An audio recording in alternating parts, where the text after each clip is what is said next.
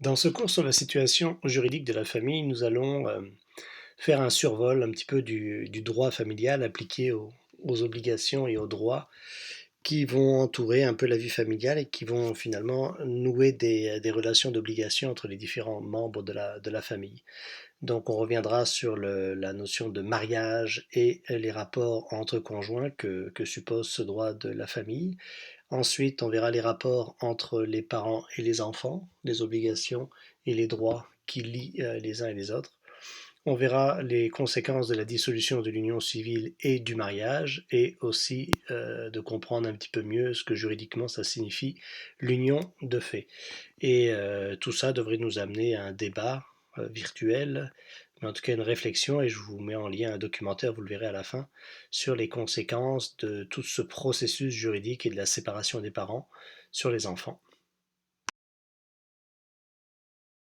Alors commençons par le mariage. Donc le mariage a une forte charge symbolique, c'est une histoire, c'est une tradition, mais c'est aussi une obligation légale. Donc le mariage est une union légale, légalement reconnue, qui établit des droits et des devoirs entre les conjoints. Donc ça s'inscrit dans le droit familial. Donc il y a certaines conditions qui doivent être remplies pour qu'un mariage soit juridiquement valide. Ces conditions, elles sont énoncées dans la loi sur le mariage. Alors ces conditions sont les suivantes. Le premier, c'est un libre consentement. Il ne peut pas y avoir de mariage forcé dans la loi canadienne. C'est le principe de la monogamie. On ne peut pas être marié plusieurs fois à plusieurs personnes. On peut juste avoir un seul mari, une seule femme dans la loi canadienne. Jusqu'en 2005, un mariage impliquait que ce soit un homme et une femme. À partir de 2005, on a reconnu les mariages des personnes de même sexe, mais jusque-là, il y avait cette distinction-là. Il y a un âge minimal pour le mariage qui est fixé à 16 ans. On ne peut pas se marier en deçà de cet âge-là. Il doit y avoir des liens de parenté exclusifs entre les personnes qui se marient. Donc, c'est-à-dire pas de ligne directe ni collatérale. On ne peut pas se marier entre frères et sœurs, et puis dans la ligne directe, bien évidemment. Et ensuite, il doit y avoir une célébration du mariage. Donc, il doit y avoir un acte, il doit y avoir une activité particulière avec un célébrant qui fait officier, dans le fond, qui rend officielle la cérémonie du mariage. Donc, c'est un certain nombre de critères que chaque mariage doit respecter pour pouvoir être légalement reconnu au Canada. Donc, une fois que le mariage a été célébré et légalement reconnu, donc en bonne et due forme, à partir de là, il va y avoir des droits et des devoirs qui vont lier juridiquement les conjoints, donc les personnes qui ont décidé de se marier. Donc, quels sont ces droits et ces devoirs des conjoints, donc toujours selon la loi canadienne, la loi sur le mariage. Donc, le premier, c'est le respect, la fidélité, le secours et l'assistance, c'est-à-dire que les personnes mariées se doivent secours et assistance et fidélité, puisque ça peut être une cause en général de divorce. Donc, il doit y avoir une relation saine entre les deux personnes. Deuxième élément, une vie commune, c'est-à-dire que les personnes mariées doivent vivre ensemble, donc il doit y avoir une résidence familiale. Vous ne pouvez pas être marié avec quelqu'un et que chacun habite chacun dans sa maison. Il faut qu'il y ait une résidence familiale pour les deux. Donc là, c'est aussi pour éviter ce qu'on appelle les mariages blancs, les mariages arrangés pour des questions de nationalité, par exemple. Troisième élément, c'est le maintien du nom de naissance. Alors, jusqu'à, en fait, récemment, jusqu'aux années 80, la femme prenait le nom du mari. Désormais, c'est fini. Chacun garde son nom de naissance. Il y a pas, la femme ne prend pas le nom nécessairement de son mari. C'est une espèce de marque de lutte contre le patriarcat. Quatrième, une direction conjointe de la vie familiale, c'est-à-dire que les parents sont également responsables de la vie familiale et finalement surtout de la charge des enfants. Il n'y a pas c'est un peu l'abolition finalement de la forme de patriarcat du pater familias. L'homme n'a pas nécessairement prééminence dans la direction, c'est conjoint. Cinquième élément, il doit y avoir une contribution des uns et des autres aux charges matérielles, c'est-à-dire que les deux parties, les deux conjoints doivent contribuer aux charges matérielles du fait d'avoir une famille et un foyer et d'être marié. Ensuite, et dernier élément, il y a une solidarité par rapport aux dettes familiales. Si des dettes sont contractées par le couple marié, ces dettes sont partagées dans le fond. Il n'y a pas juste un qui contracte les dettes sont solidairement partagées, donc 50-50, entre les deux personnes qui forment un couple marié. La loi énonce ce qu'on appelle le régime primaire du mariage, c'est-à-dire que c'est des bases, c'est un fondement juridique qui va s'appliquer à un fondement donc de droits et d'obligations entre les personnes mariées qui va s'appliquer à toutes les personnes mariées de manière universelle. C'est la base si on veut. Ensuite, chaque couple va choisir un régime matrimonial, on y reviendra par la suite, qui est une sorte de contrat entre les deux personnes pour savoir comment gérer les biens qu'ils vont acquérir ensemble.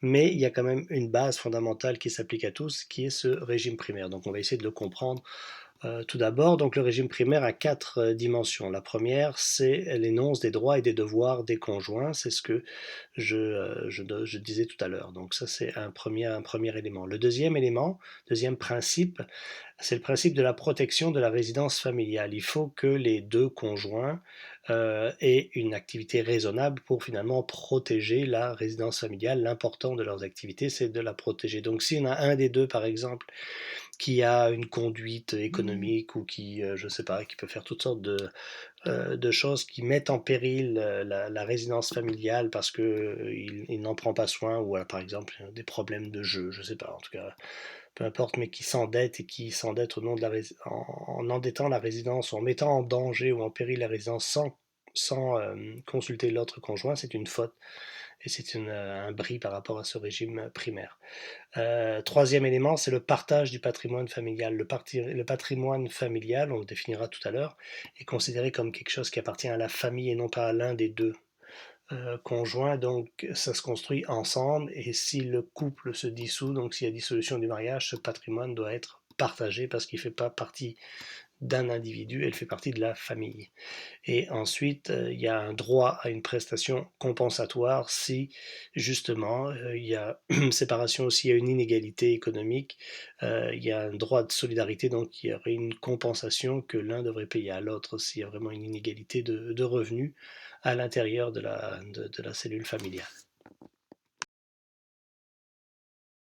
Donc la loi sur le mariage définit ce qu'est le patrimoine familial, c'est-à-dire ce qui est euh, développé, accumulé, construit dans la relation conjugale, donc dans la relation de mari et femme et en fonction des enfants. Donc ce qui constitue le patrimoine familial appartient donc solidairement à la famille. Alors qu'est-ce qui fait partie de ça? La résidence familiale, la maison qui sert de foyer à l'ensemble de la famille, les meubles qui en font partie, le véhicule aussi, la voiture qui est utilisée justement pour les déplacements familiaux fait partie de ce patrimoine. Et quatrième élément un peu moins connu, les régimes de pension, régimes de retraite. Parce qu'on considère que le régime de retraite qui est accumulé quand les personnes travaillent doivent justement sont comme des épargnes qui sont mis de côté pour l'avenir de la famille et donc ça fait partie du patrimoine. Ce qui veut dire que s'il y a séparation, eh bien ce patrimoine, ces quatre éléments du patrimoine doivent être séparés à égalité entre les deux parties qui se séparent. Alors, au-delà du régime primaire et donc de cette définition du patrimoine qui va être partagé, en fait, qui est le produit de cette cellule familiale qui se développe, les maris et femmes, en fait, les mariés peuvent choisir ce qu'on appelle un régime matrimonial, c'est-à-dire un contrat pour expliquer un petit peu qu'est-ce qu'on va faire et comment on va partager ce qui va être accumulé par le couple pendant sa vie familiale, mais qui ne veut pas être considéré comme une des quatre éléments du patrimoine familial. Donc tout ce qui est autour de ça et qui est acquis ensemble, qu'est-ce qu'on fait avec, comment on prévoit se le partager en cas éventuellement de séparation. Donc il y a trois types de régimes juridiques qui peuvent être des régimes matrimoniaux, donc sous lesquels les mariages peuvent s'inscrire. Le premier, c'est la société d'acquet, c'est-à-dire que on va considérer, on va faire une distinction entre les biens propres et les acquets. Les biens propres, c'est ce que chacune des deux personnes qui se marient possédait avant le mariage. Ça peut être aussi des héritages qu'ils vont personnellement recevoir de leurs parents, des donations, des pensions, des biens d'usage personnel ou toutes sortes d'instruments de travail, toutes sortes d'éléments qui leur sont propres et donc qui ne font pas partie du patrimoine familial. Donc tout ça, s'il y a séparation, ben, chaque personne va conserver cela. Par contre, on va considérer que tout ce qui est les acquis, c'est tout ce qui va être acquis en commun pendant la période de mariage, et ces acquis-là, eux, vont être partagés en cas de séparation. Le deuxième type de contrat, alors la société d'acquis, c'est le régime matrimonial par défaut, c'est-à-dire que si un couple se marie et ne définit pas soit le régime de la séparation de biens, soit la société d'acquis par acte notarié, par, par, par définition, un juge va considérer que le mariage était effectué sous le régime de la société d'acquis. La séparation de biens, c'est un régime matrimonial qui stipule clairement que chaque personne, alors il y a un contrat clairement notifié, où chaque conjoint va conserver la propriété exclusive et indivise de ses biens. Donc tout ce qu'il a va lui rester à lui, mais pour ça il faut que ce soit notifié par contrat. Il peut y avoir aussi un troisième type qui est la société d'acquis par acte notarié, c'est-à-dire que c'est le régime général si on veut, mais on va notarier, il va y avoir un acte, on va passer devant un notaire parce que peut-être qu'on va stipuler certains éléments plus précis, donc on va faire un contrat. Alors c'est un peu entre les deux, si on veut, entre la séparation de biens et la société d'acquis. Mais les deux grands régimes à comprendre, c'est société d'acquis et séparation de biens.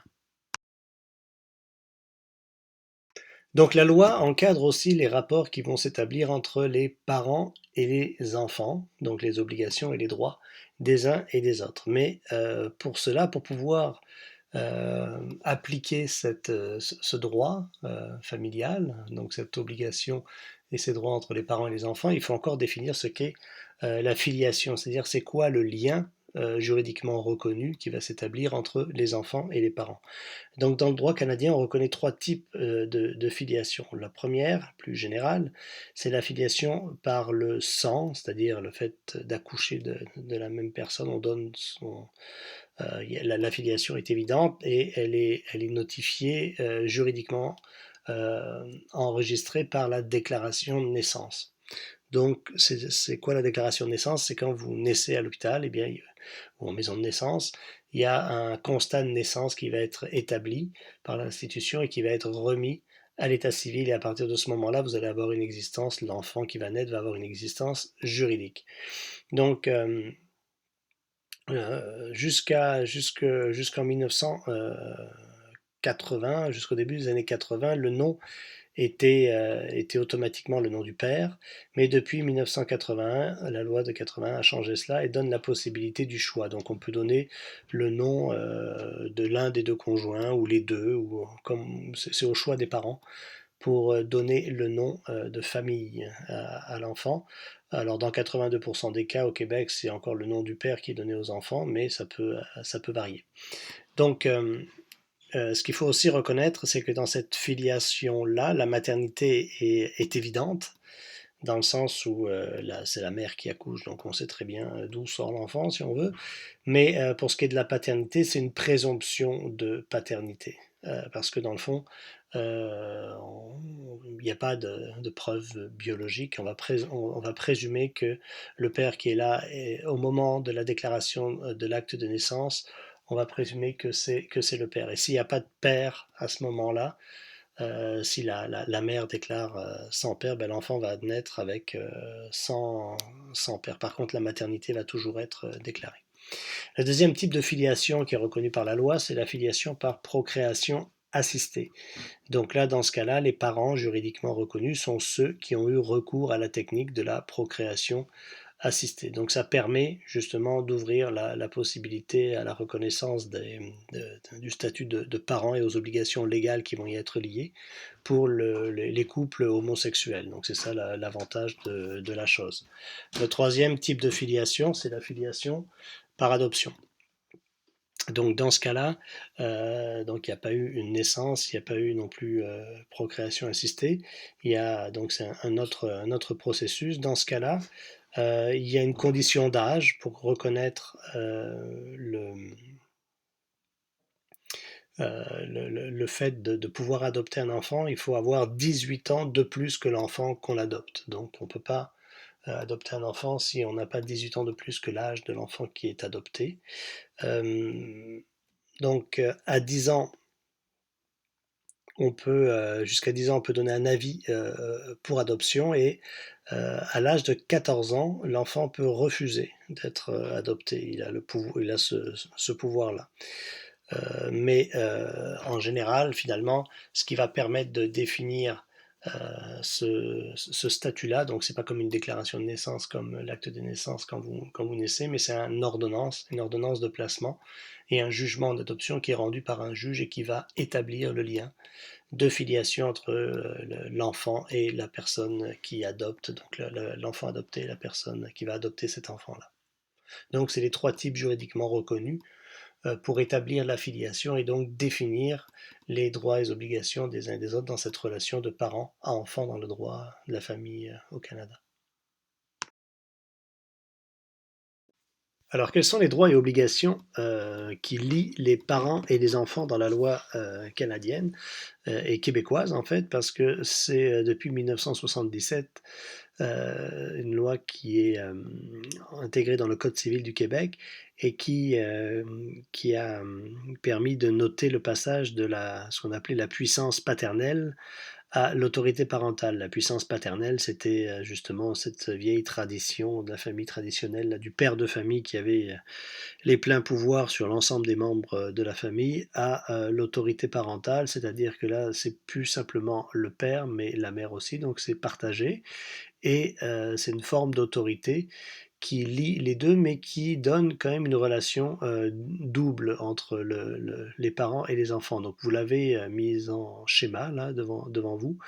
Donc les parents ont l'obligation, c'est la flèche qui part vers le haut, une obligation à l'égard des enfants, l'obligation de garde, de surveillance, de correction aussi, d'entretien et d'éducation. Donc c'est les termes qui sont précisés dans la loi. Donc les parents ont l'obligation de veiller finalement au développement adéquat des enfants. Les enfants, quant à eux, c'est la flèche du bas, doivent respect et obéissance à leurs parents. Donc cette relation-là, ça scelle, si on veut, cette autorité parentale. Et ensuite, l'obligation d'alimentation. Les parents doivent nourrir leurs enfants, mais c'est à double sens, parce que quand les parents sont âgés, par exemple, les enfants ont aussi l'obligation de leur porter assistance, ne serait-ce que pour ne pas les laisser mourir de faim. Donc c'est une obligation qui va dans les deux sens, cette obligation de donner un minimum vital, notamment en termes d'alimentation, de la part des parents aux enfants, mais aussi des enfants aux parents quand ceux-ci sont devenus âgés. Donc on voit un peu le lien là, toutes les relations d'obligation qui lient les parents aux enfants. Alors que se passe-t-il quand rien ne va plus dans la relation familiale conjugale? Eh bien, il y a dissolution du mariage ou de l'union civile s'il n'y a pas eu acte de mariage, mais simplement reconnaissance d'une union civile. Alors, ça se fait, c'est légal, c'est aussi un acte légal. Il faut, en fait, la loi doit défaire ce qu'elle a elle-même construit.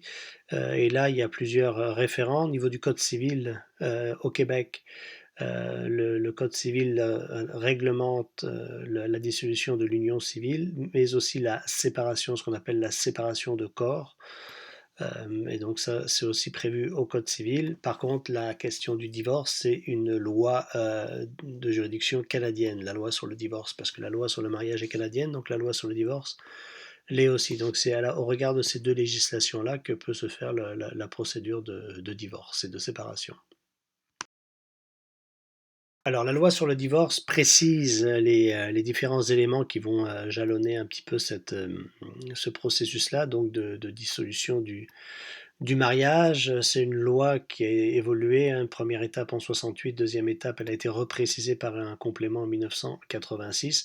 Donc ça définit le divorce comme le résultat de l'échec du mariage. Donc c'est l'aboutissement d'un processus qui n'a pas marché. Alors, il y a plusieurs étapes qui sont prévues par la loi.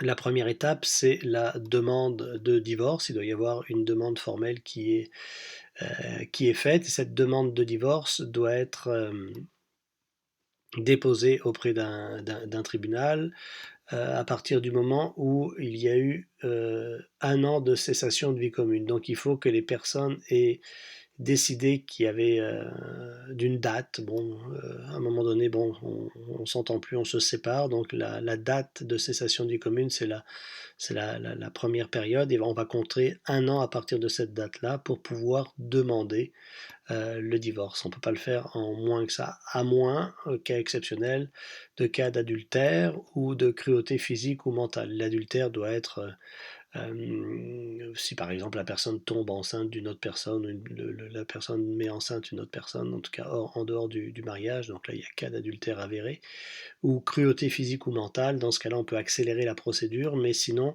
il y a un délai jugé raisonnable d'un an avant de pouvoir faire une demande de divorce pour permettre peut-être au couple de vous revoir éventuellement sa position à partir du moment donc de la cessation de vie commune. Deuxième étape, prévue par la loi, c'est la médiation, le jugement et la prise d'effet. Donc la médiation, c'est un processus qui permet justement, qui est encadré aussi avec des ressources qui sont permises et mises à disposition par le gouvernement, par l'État, pour justement essayer de régler à l'amiable les différents éléments qui vont devoir être opérés pendant le divorce, notamment, on y reviendra, la garde des enfants et les implications financières, notamment le partage du patrimoine. Une fois qu'il y a une entente qui est établie, on va demander un jugement, donc il faut déposer un recours au tribunal qui lui-même prend tout le dossier justement issu du processus de médiation et donc va prononcer un jugement de divorce et c'est ce jugement-là qui va prendre effet et donc qui va dissoudre finalement le lien de mariage et les obligations des uns envers les autres qui avaient été scellées par le mariage. La troisième étape, c'est la garde des enfants. Donc la garde des enfants se négocie pendant le processus de médiation. La garde des enfants est faite, elle, la loi va dire que la garde doit se faire dans l'intérêt des enfants. Donc il y a plusieurs possibilités, une garde conjointe, une garde partagée, on peut définir des droits de visite.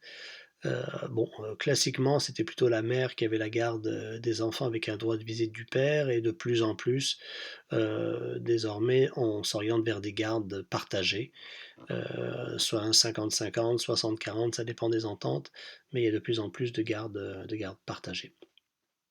Ensuite, les implications financières qui vont découler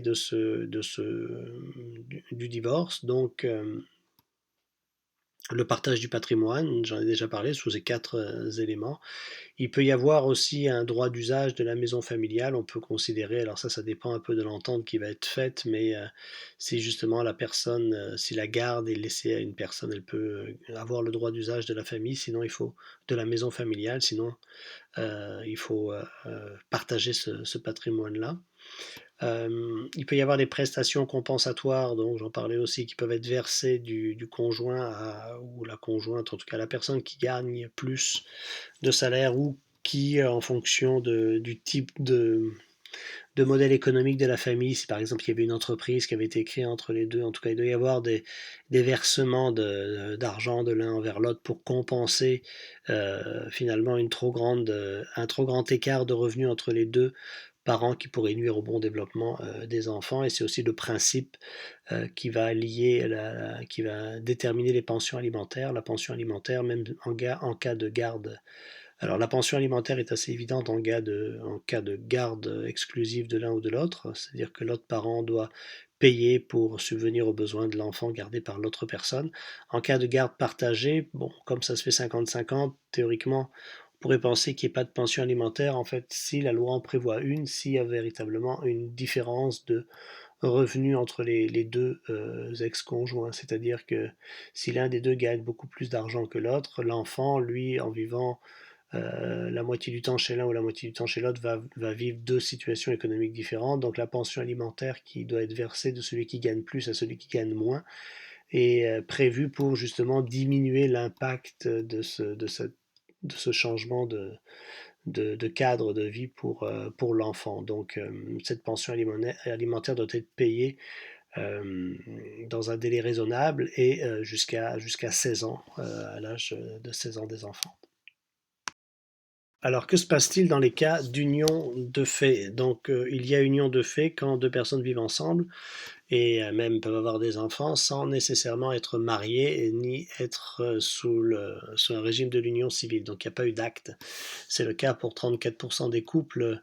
34% des couples sans enfants vivent en union de fait. Donc, s'il y a séparation, qu'est-ce qui se passe vis-à-vis justement du patrimoine ou ces choses-là? En fait, il n'y a pas véritablement de patrimoine familial puisque juridiquement, il n'y a pas eu d'union. Et donc, il y a pas véritablement d'obligation mutuelle qui est établie dans ce cas-là, puisque bon, il n'y a pas eu d'acte qui a été signé au départ pour formaliser cette entente-là. Cependant, il peut y avoir certains, puisque ce genre d'union est de plus en plus courant, en cas de séparation ou de mort de l'un ou de l'autre, il peut souvent y avoir des problématiques qui se posent. Donc, il y a certaines lois, par exemple. En fait, c'est un cadre qui est en train d'évoluer parce qu'il y a beaucoup de gens qui sont sous ce régime-là. Par exemple, sur le cas des rentes ou sur le cas des accidents de travail, la loi essaye de reconnaître certains droits des conjoints même qui vivent en union de fait. Par exemple, une personne meurt, bon, ben, l'autre personne peut avoir accès à une partie des biens ou une partie de la pension, ce qui n'était pas nécessairement le cas avant. Donc c'est un régime qui évolue et qui risque d'évoluer vers quelque chose qui ressemble plus à ce qui était la protection liée au cadre du mariage. Donc ça, c'est une zone d'évolution du droit de la famille actuellement. Donc voici une série de questions que j'aurais aimé débattre avec vous, discuter avec vous en classe. Bon, ce n'est pas possible, mais à la lumière de tout ce que vous avez entendu jusqu'à présent, vous pourrez un peu y réfléchir. On pourra en discuter pendant le cours virtuel de lundi. Donc, est-ce qu'il y a, selon vous, trop d'obligations légales entre les conjoints? Même question, trop d'obligations légales entre les parents et les enfants. Est-ce que ça vaut la peine de se marier? Est-ce que les pensions alimentaires sont justifiées? Quels sont les avantages de l'union civile par rapport au mariage? Bon, donc toutes sortes de réflexions là qu'on peut avoir sur ce cadre légal et toutes ces obligations liées aux obligations entre conjoints, aux obligations entre parents et enfants.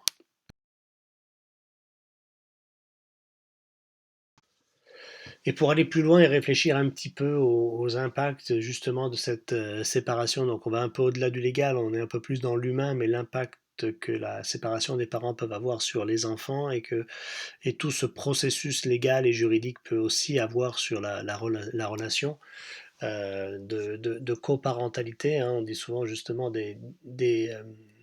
un couple qui a des enfants et qui se séparent doit passer d'une relation conjugale à une relation parentale parce qu'ils auront plus un lien entre eux. Hein, c'est plus l'amour qui fonde le centre de tout ça. Au contraire, ça devient un petit peu la haine quand ça se sépare de manière conflictuelle. Mais ces deux personnes vont devoir garder une relation parce que ensemble ils ont eu des enfants. Et donc c'est les enfants qui vont continuer, c'est les enfants qui vont garder le lien entre ces deux personnes-là qui, s'ils n'auraient pas d'enfants, ne se verraient peut-être plus. Donc ça impose une relation par le biais des enfants qui, eux, sont pas responsables de rien non plus là-dedans. Donc c'est comment essayer d'arriver à construire quelque chose d'harmonieux malgré cet échec considéré comme la séparation et donc comment, malgré cet échec, continuer à avoir une relation bénéfique pour les enfants. Donc le reportage que je vous invite à voir, là, ce documentaire, la Troisième Guerre mondiale, et justement ça trace un peu cet enjeu-là à partir de la réalité vécue de plusieurs familles, en donnant la parole aux enfants justement pour comprendre comment ils vivent cette relation de rupture entre leurs parents et cette recomposition familiale qui va souvent suivre.